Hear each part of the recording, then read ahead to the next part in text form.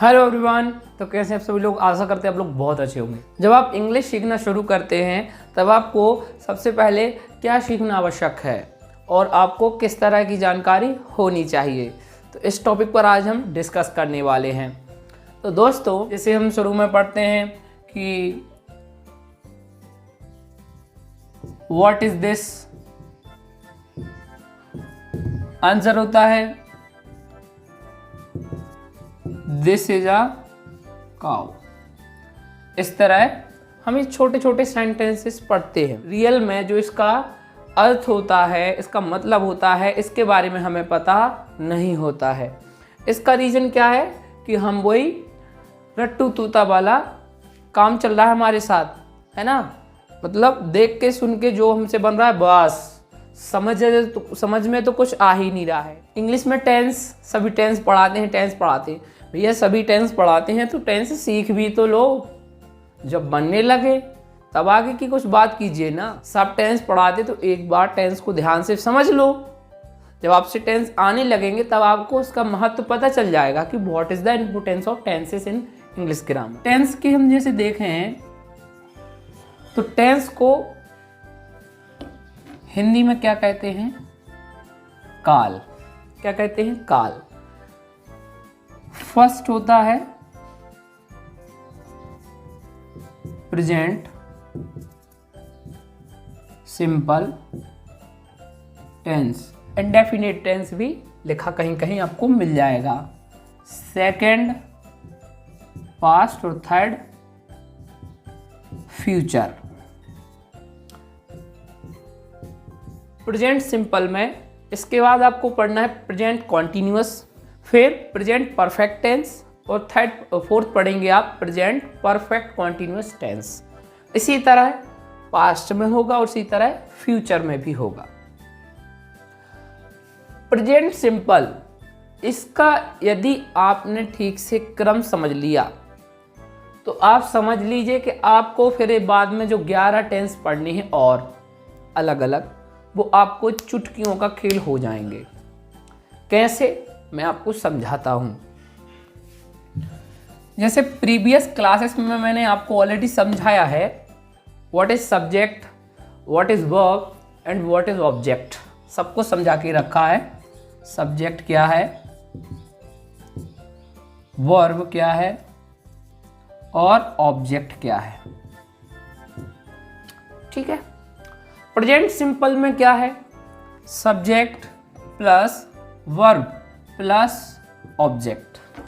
ये बिल्कुल basic formula आप समझ लीजिए प्रेजेंट सिंपल का। बिल्कुल बेसिक सी, इसको पहचानना कुछ कठिन नहीं होता। थोड़ा सा हम जब मॉडल पढ़ने जाते हैं तो कैन में सकता आ जाता है, शक्ति आ जाता है, तो वहाँ पर थोड़ा सा कंफ्यूज होगा, लेकिन वहाँ तब होगा जब हम वहाँ तक पहुँचेंगे। अभी हम उस टॉपिक को टच ही नहीं करेंगे। सबसे पहले हम प्रेजेंट सिंपल को अपने माइंड में क्लियर करेंगे। प्रेजेंट सिंपल के लिए सबसे आसान है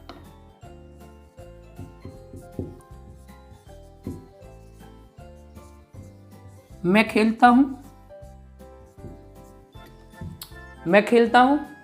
है ना।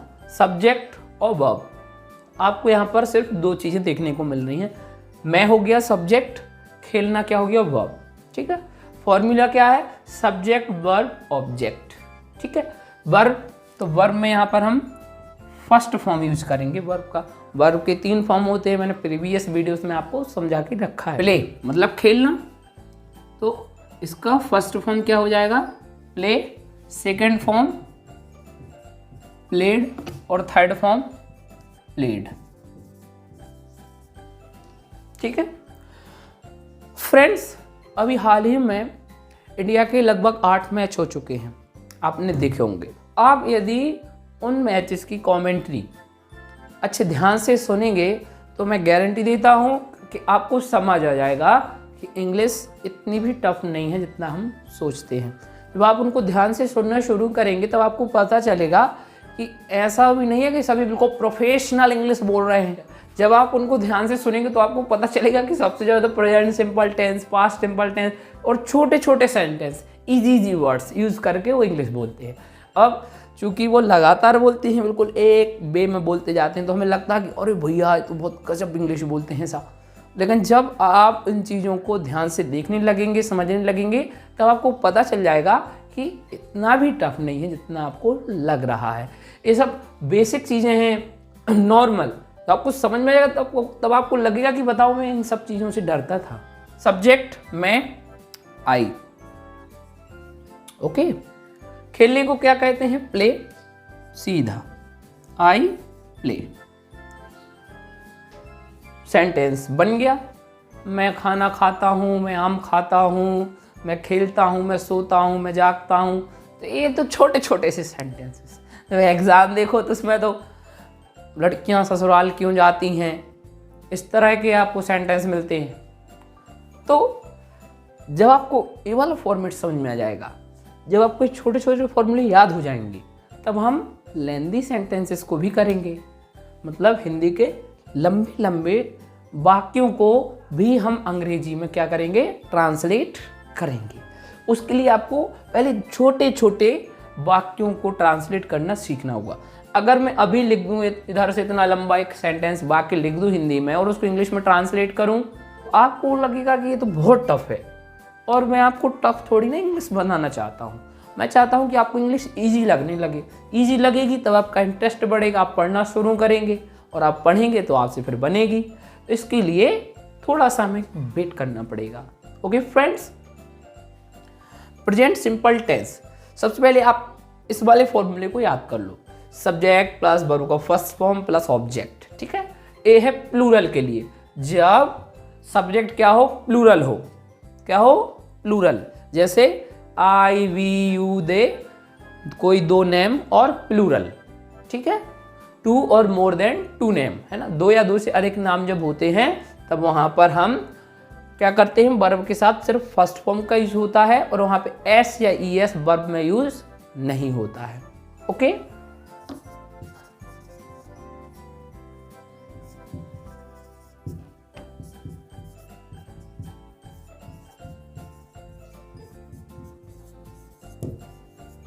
सब्जेक्ट प्लस वर्ब को फर्स्ट फॉर्म, उसके साथ S E S plus object. वह कार सावधानी पूर्वक चलाता है, ठीक है।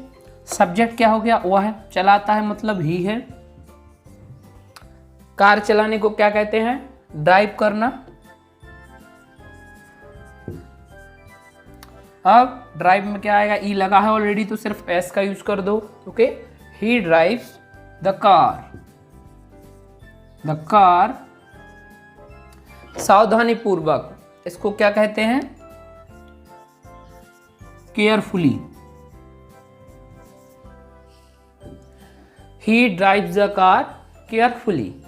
ऐसे ही आप धीरे धीरे इसकी प्रैक्टिस करना शुरू कर देंगे तो आपको ये बिल्कुल आसान लगने लगेगा। बिल्कुल चुटकियों में आप ग्रामर को और प्रेजेंट सिंपल टेंस को सीख जाएंगे।